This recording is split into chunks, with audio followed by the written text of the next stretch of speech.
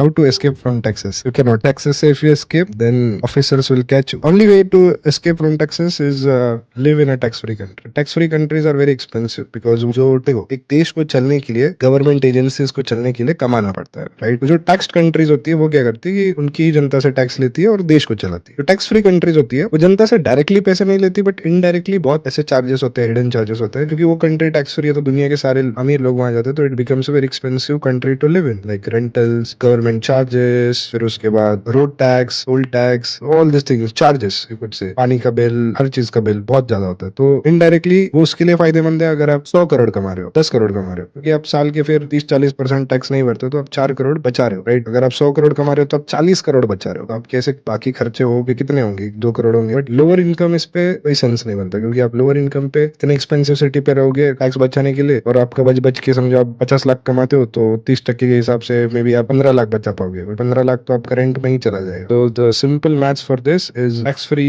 cities, countries are for very rich individuals because it helps them save big money. If you make anything below 1 crore and you pay 30% tax as well, in India there is no problem because it's not too much. क्योंकि आप compensate जो 30 लाख भर भी दिए, compensate आप कर रहे हो in other things, low rentals, low living lifestyle, everything is low there. और उसमें भी you could save a lot by tax planning.